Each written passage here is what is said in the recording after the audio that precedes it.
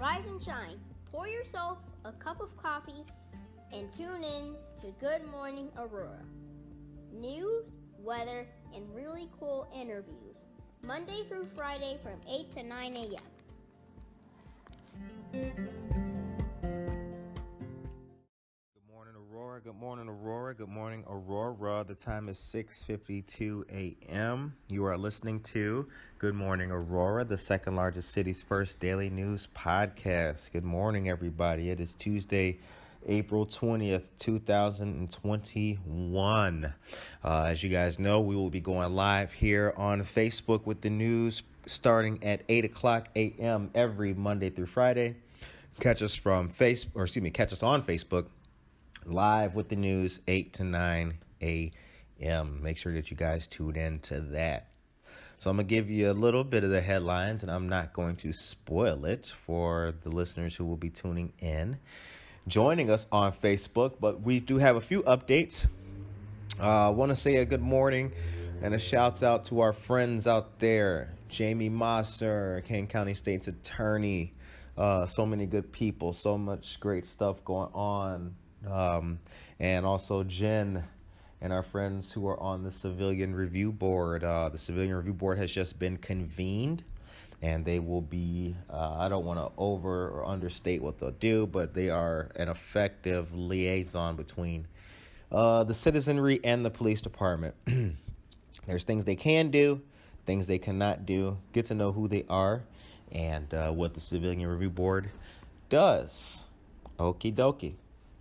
So first things first, we've got some stuff to tell you guys about that is very important for you to take part in. So remember that at 900 North Lake Street, which is Northgate Plaza, there is the fundraiser going on with Windy City Amusements.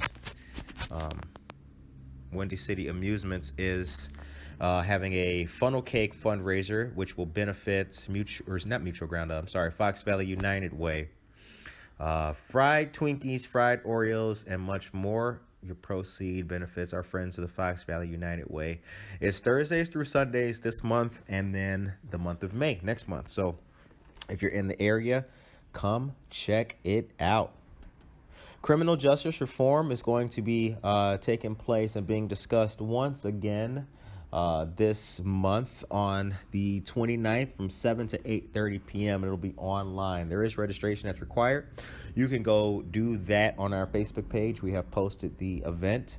So HB 3653 has been signed into law by Governor Pritzker, but there's still a lot of misconception around it. There are people out there who tell you that it lets criminals, get away with murder and all that other kind of silly stuff, which is not true. So smoke out the fact from the fiction and take part in the event and learn about what is happening out there. Okay. Now, also, I've been telling you guys about the April Foods Day event. Blue Cross and Blue Shield has teamed up with many area food pantries, including our own Marie Wilkinson's Food Pantry here on Highland Avenue in Aurora. And they are doing this to highlight and bring awareness to the increase in food pantries and food banks since the beginning of the pandemic. Many families need all kinds of help and assistance. So April Food Day is going to be Tuesday, April 20th, and it'll be from 10 a.m. to noon. The other joining pantries are Christ Pantry in Joliet, For Kids' Sake Incorporated Food Pantry and Enrichment Center, and Marie Wilkinson's Food Pantry, also the Salvation Army of Springfield, located in Springfield.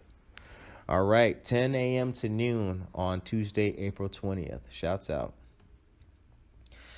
Okay, and then real quick, last but certainly not least, not in the least bit, did you know that the Paramount Theater is teaming up with North Island, and on the 24th from 9 a.m. to noon, you will be able to take part in Earth Day Cleanup, brought to us by the Paramount Theater. Now, your favorite morning radio host will be there in the flesh.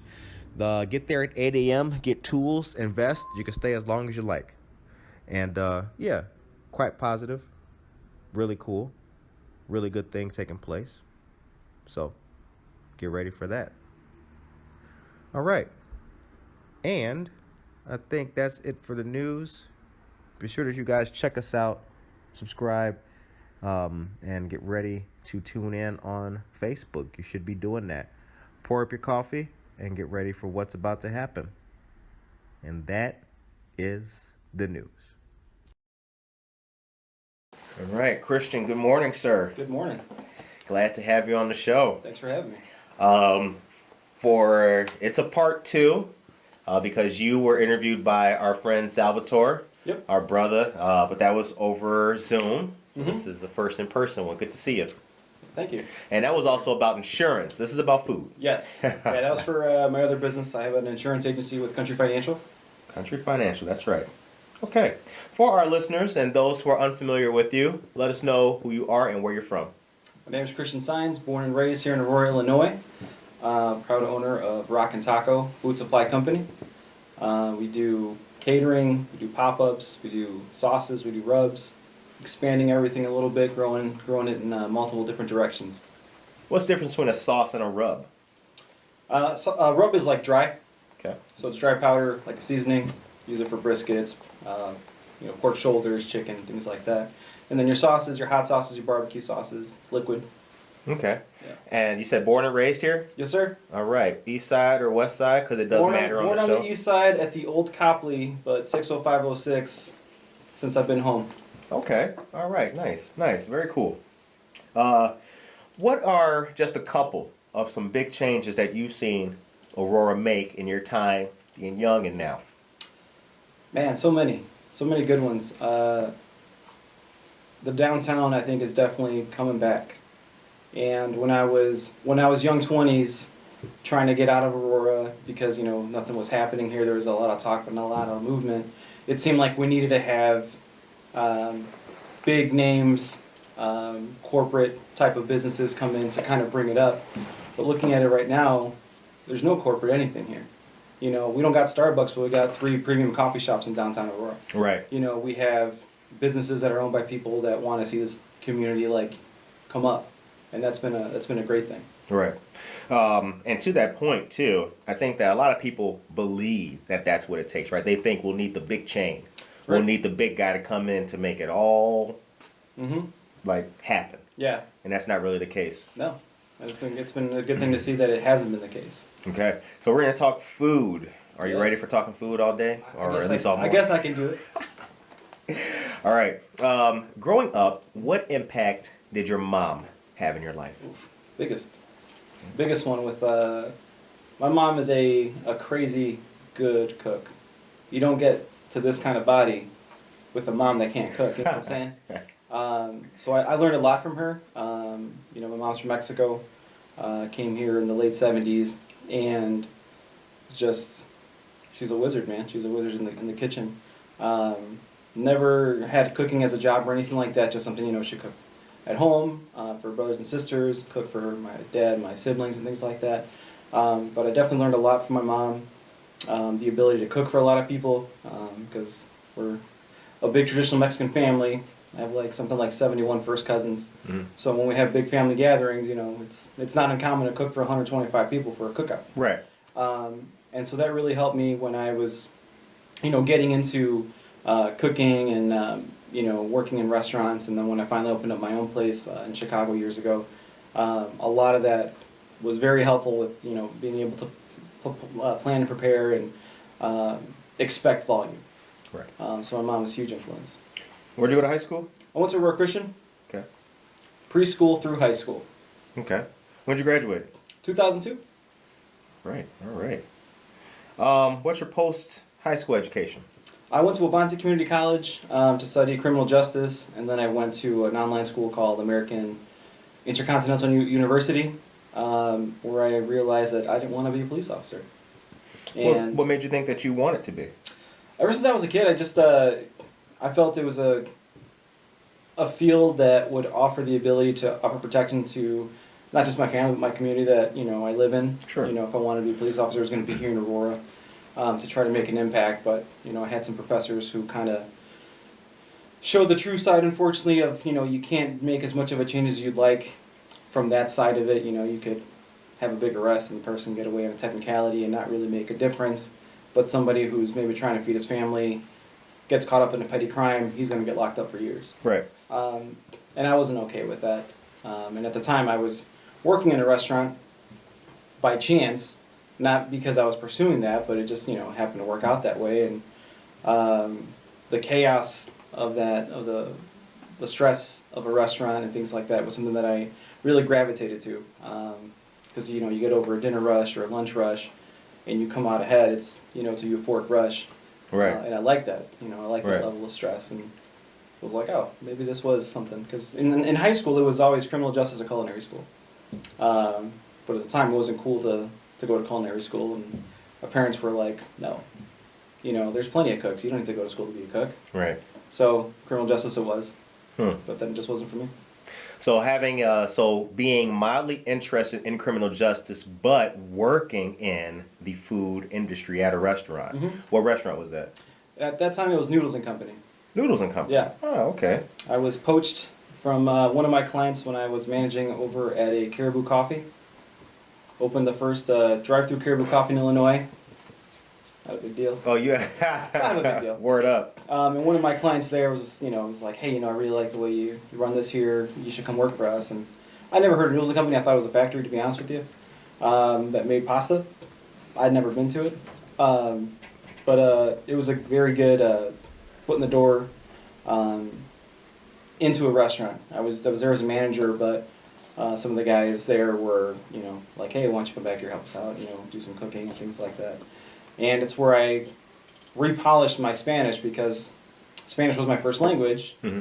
but I went to a school where I was the Mexican kid for probably 2 or 3 grades that spoke Spanish. My friends weren't Spanish speaking. So when I got to the restaurant, I'm like, oh yeah, I speak Spanish. Let me chop it up with these guys. And Right. there was one guy there who would, I'd ask him to do something and he would just be like, bah, ha, ha, ha, ha, like rudely laughing in my face. And one time I got him, it's like, hey, that's disrespectful. I'm your manager. You can't do that. Like, what's your problem? He's like, oh, I don't got a problem with you. It's your Spanish that I have a problem with. It's like, what's wrong with my Spanish? He's like, the fact that you think there's nothing wrong with your Spanish is what I find so funny. Mm-hmm. And so I was like, I got kind of mad.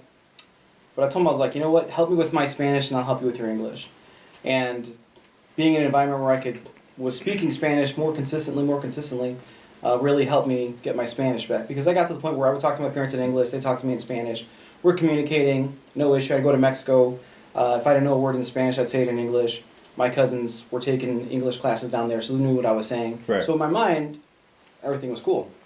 So that's one of the big things that really helped me get that back over there. Okay, so basically his criticism with your Spanish was like, it was, and this is not to be in a pejorative fashion, but it was like gringo Spanish. Was that it? It wasn't like authentic? Was that? It was, I just wasn't speaking proper Spanish. Okay. Like not even like, hola, my name. No, it wasn't even like that. It was just the words that I was using or making up or, and in my mind, again, I didn't hear anything wrong just because that's how I'd been speaking. Sure.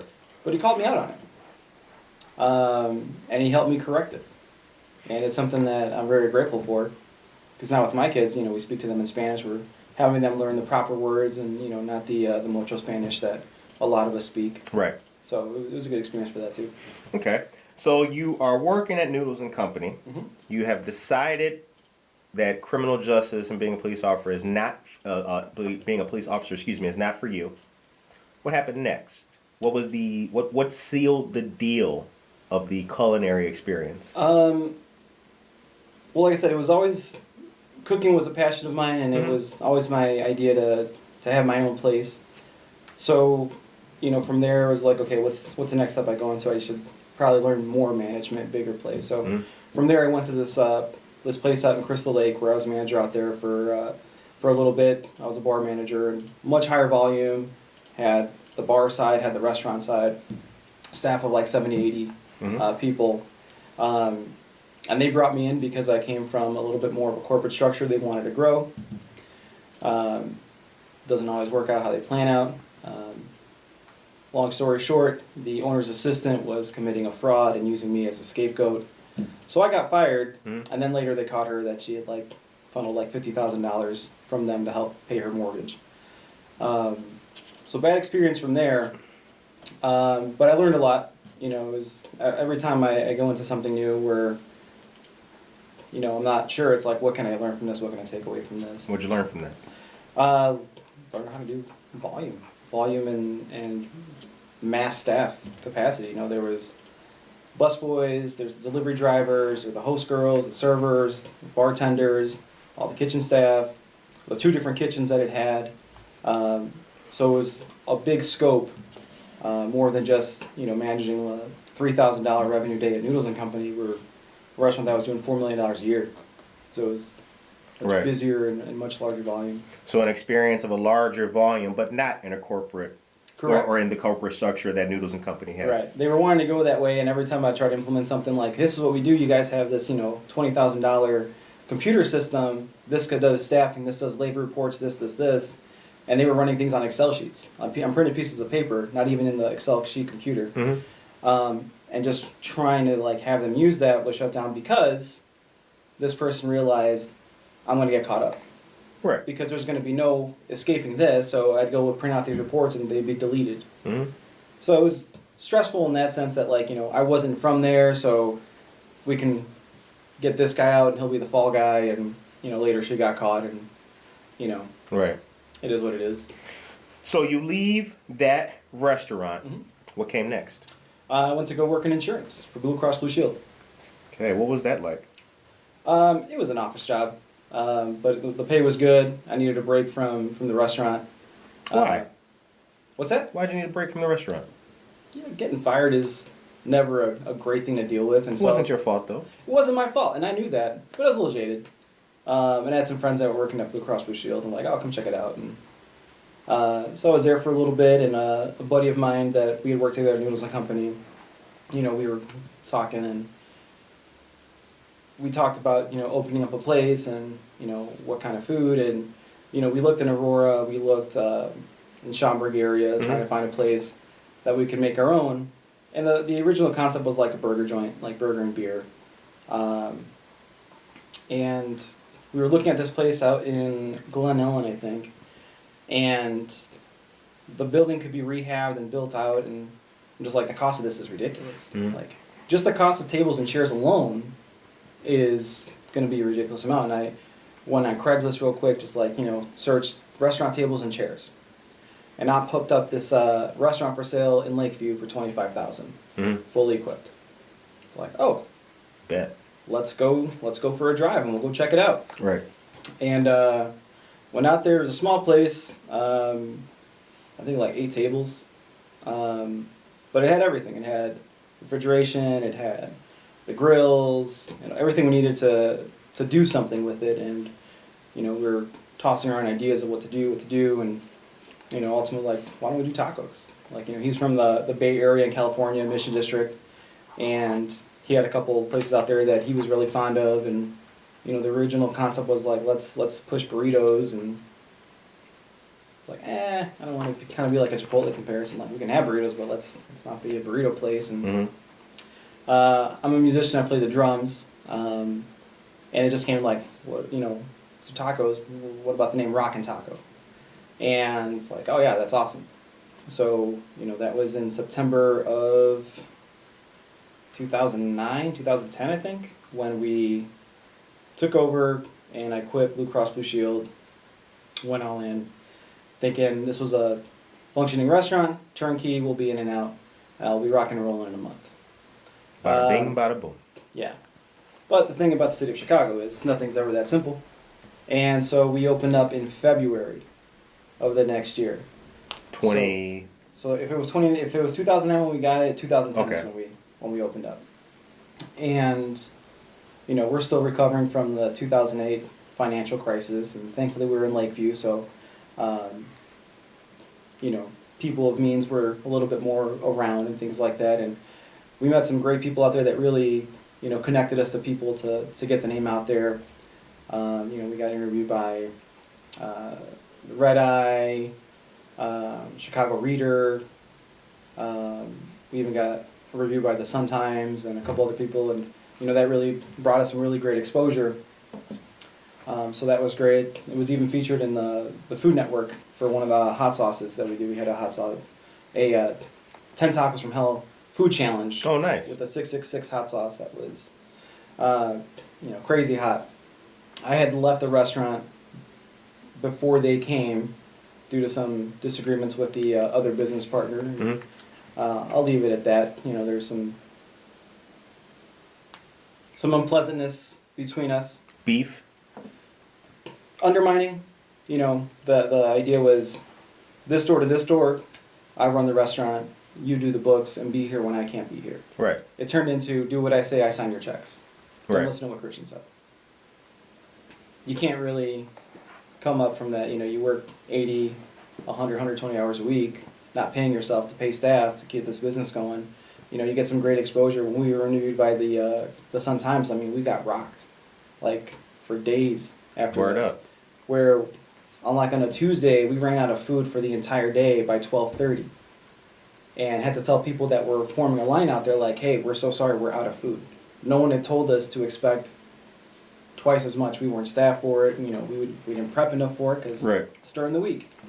And so you can either take those opportunities and like really succeed with them, but if people go and someone's yelling at staff or arguing with the customers, well, it's not going to be a good experience regardless of how Sure. great the exposure was.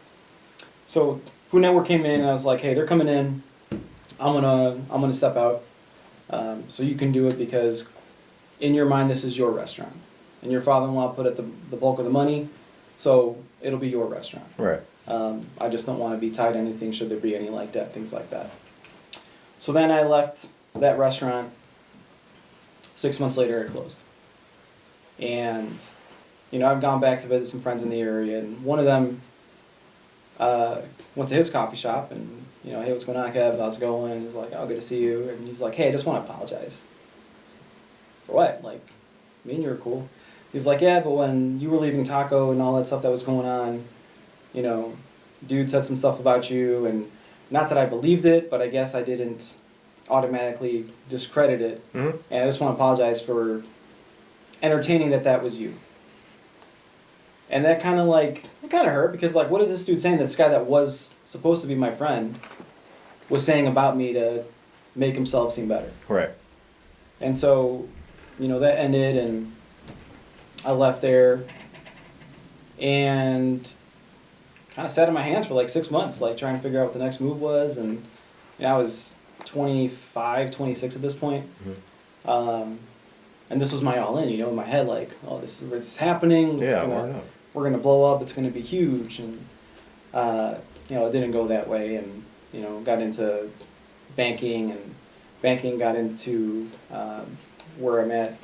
My other main job, Country Financial, which has been great. It's what I thought banking was going to be, where, you go to bank, this is your banker, this is your guy, he's going to be there to help you out. Mm-hmm. What it really was is we've maxed out the value that they have to us next, and get penalized for taking your time to help somebody figure out why am I going over a budget every week? Wait a minute, you get penalized for? Not penalized, but definitely not. They don't encourage you to. And again, this is at the time. They didn't encourage you to take the time to help somebody if there was no more value. Got it. Kind of frowned upon practice. So they have direct deposit. They have a line of credit. Do they have investment accounts? No. Okay. Well, then why are you spending more time with them? It became acceptable to make them wait 15 minutes in the lobby and push an ATM or online banking. Oh. And I wasn't okay with that. And my friend Felipe, who's my insurance agent, still to this day, I got an email from him saying, hey, looking for a career change? And I called him up. I was like, tell me more about this. He's like, oh, you'd be really good at this, and you should come check it out. And that was 6 years ago this month.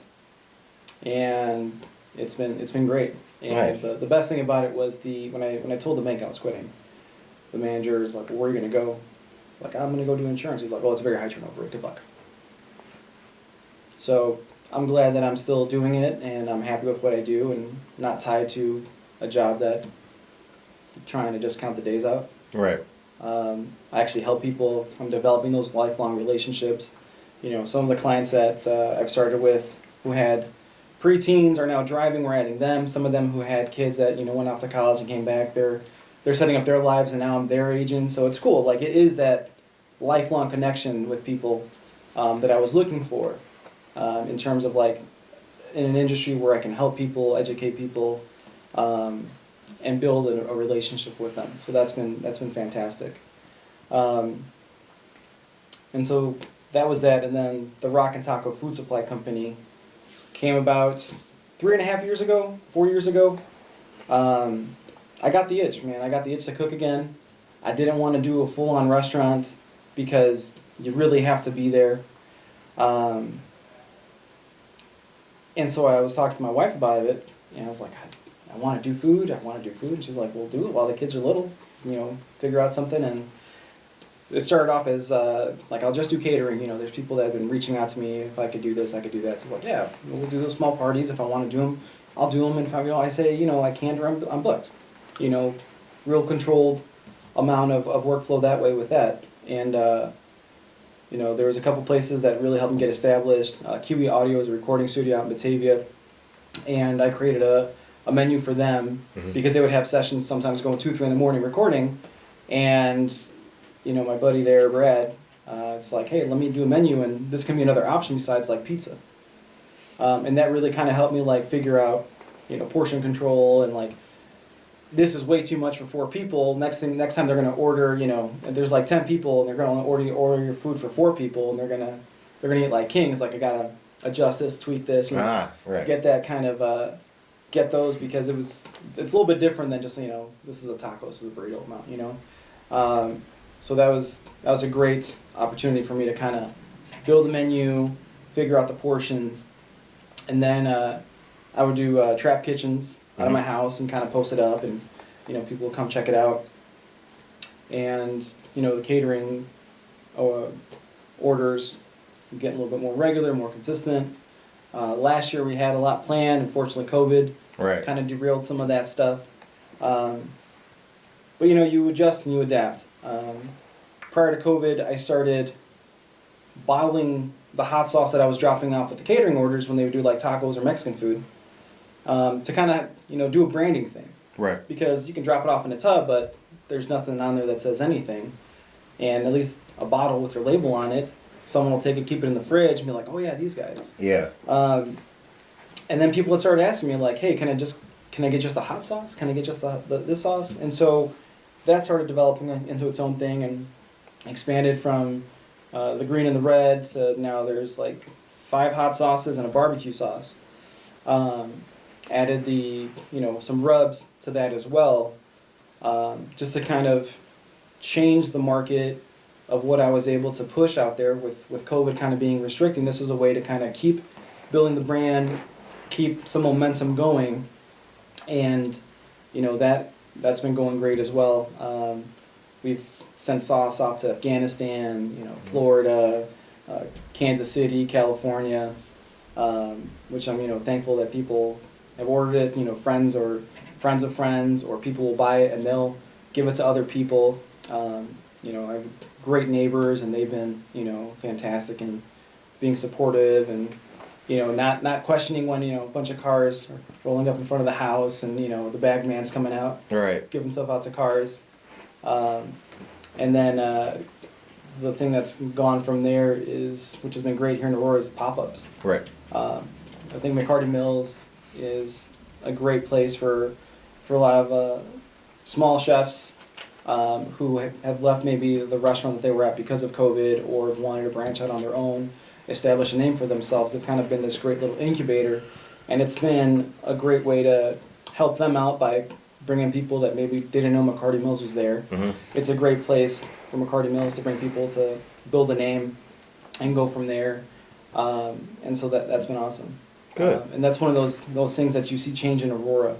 I feel like Aurora kind of had a little bit of a haterish attitude, even going back 10 years, where people here would be like, hey, yeah, you're doing good, but wouldn't like really promote you to help you out. Yeah. That's something that I've seen change a lot, where it is, how can I help you? Let me help you out. Right. Because we're all doing this for here. We want to see this become a hub of a cool place to be, where it's not like, oh, let's go to Chicago, let's go to Naperville, let's go to the Riverwalk somewhere else. It's let's go home. Right. We'll do something at home. And that's a big change that I've seen, which has been fantastic. So, and in speaking about that specifically, like you've done many a pop-up at McCarty Mills. Mm-hmm. You had one not too long ago, if I'm not mistaken, right? How long ago was it? Has it been at McCarty Mills? It was just last month, I think. Yeah, I thought it was about a month or two and ago. I'll be there again this Sunday. Okay.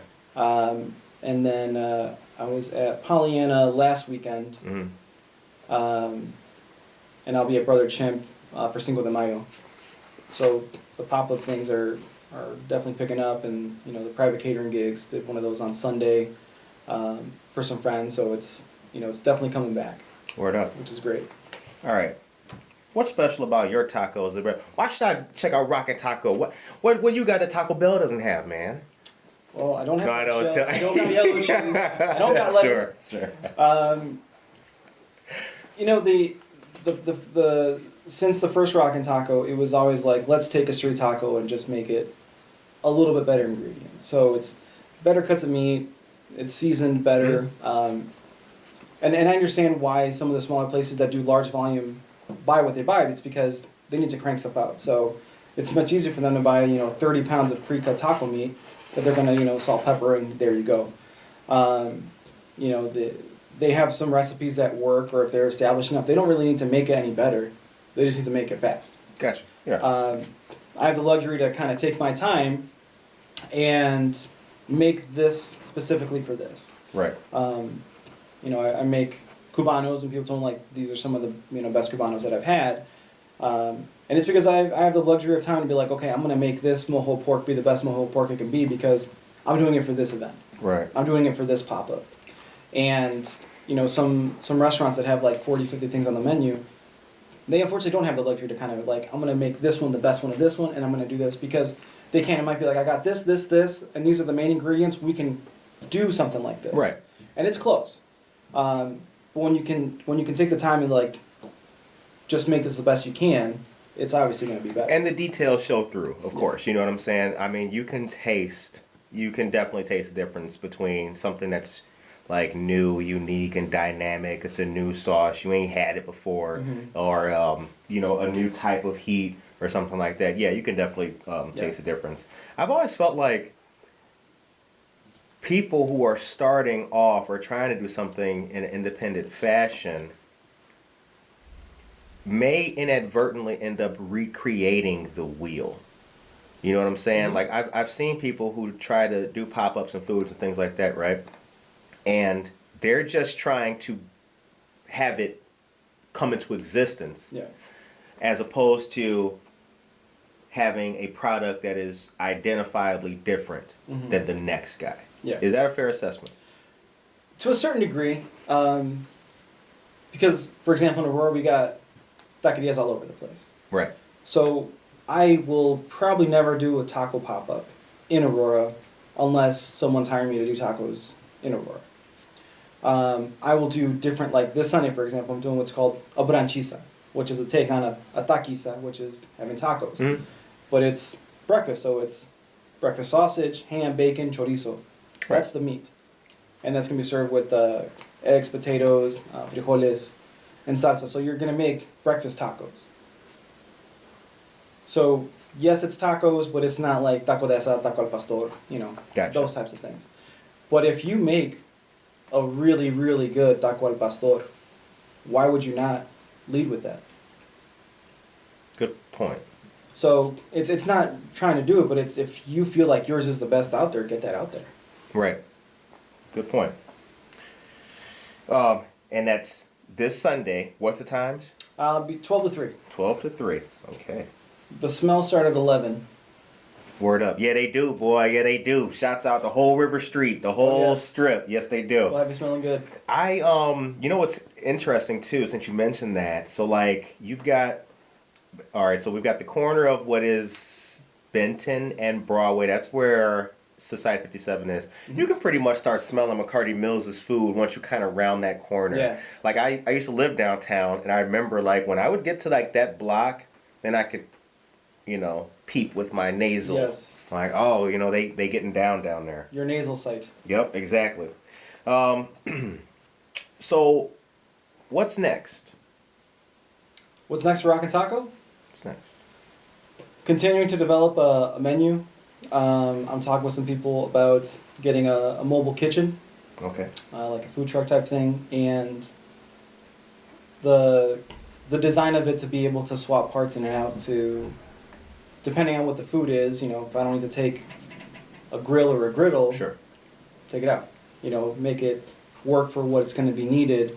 And the plan is, if that gets rolling, have a couple of them. And this one will be, like, let's say this is a Cubano one, this one's a taco one, this is a whatever, this one's a mobile kitchen for whatever events. And train people to go put them up in different places. Nice. We're very fortunate that the craft beer industry has really blown up in our area, and there's lots of different places, and those things are fantastic for food trucks and mobile cooks and people like us that are trying to do something different and bring a different thing to the area. What's your favorite food? Besides tacos? Mm-hmm. Probably Italian food. Favorite meal? Favorite dish? If you were on death row and you had one last meal, croissant, last meal, buddy, what'll it be? Not to get morbid on a morning show, but probably the brisket tamales that we make. okay. They're just so different, and I don't have them all the time. Mm-hmm. So when I do have them, it's like, man, this is good. It's a treat. Yeah. What does America mean to you?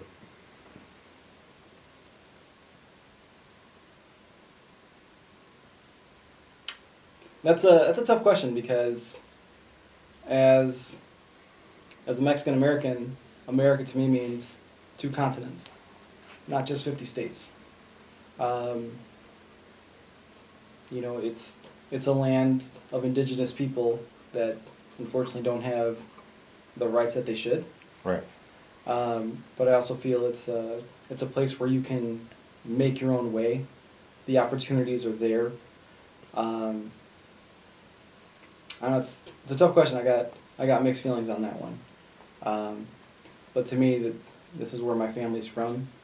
Going back hundreds of years. From Mexico. Mm-hmm. This is our place. Right.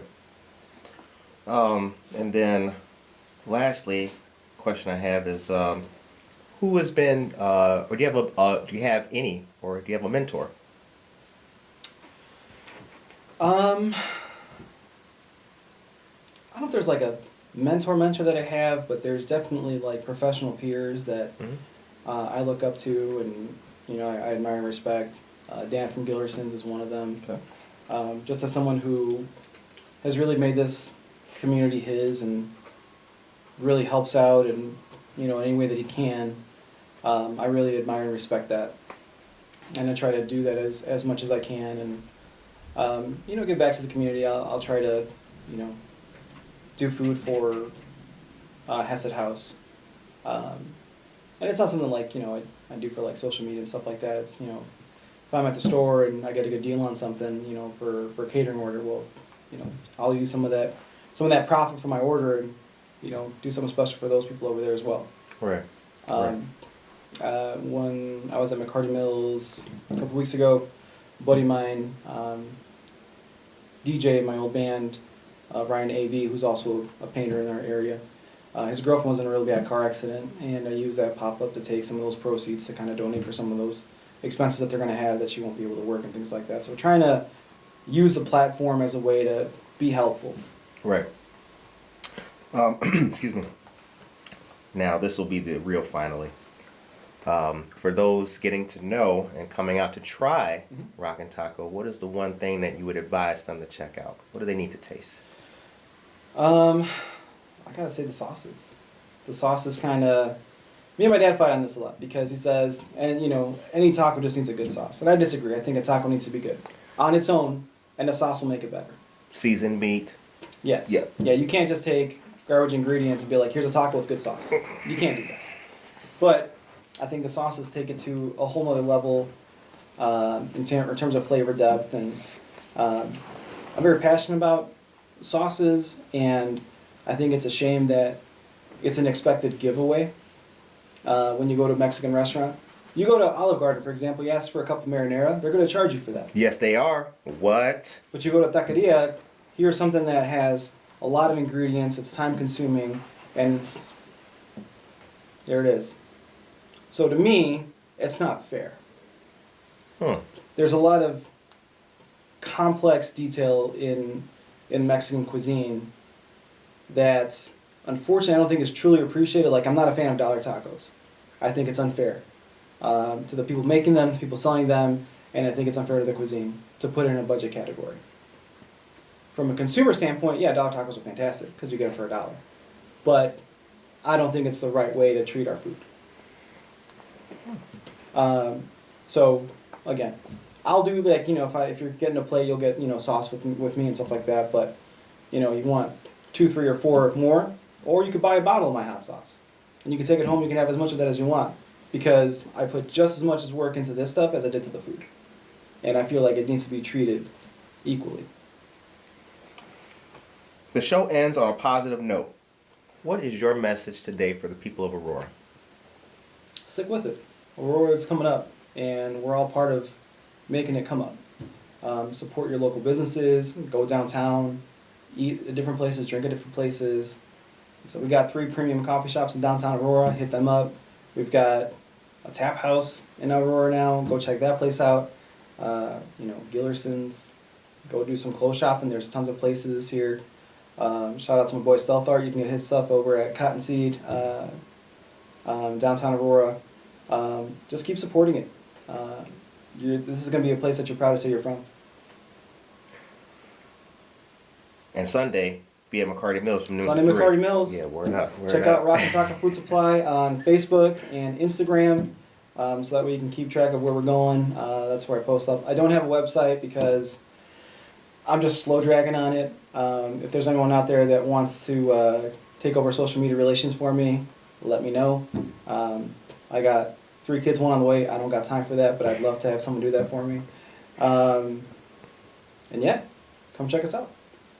Congratulations to the child on the way for you and the family. Appreciate that very much. Yeah, we appreciate your time coming in. Absolutely, thanks for having me. So all you listeners and viewers out there, please check out Rockin' Taco. If you're in the area, be there or be square. Sunday, 140 South River Street, Suite 8. That's McCarty Mills. Shouts out to the whole family, the Sotos, and all that. Oh, yes. And yeah, be blessed and stay tuned for all that Rockin' Taco has coming soon. Yes. Coming up. Yeah. Yeah. On behalf of Good Morning Aurora, we want to say thank you to Christian Saenz for coming in to speak with us. All you guys, check this out, subscribe, and check out Rockin' Tacos. Peace.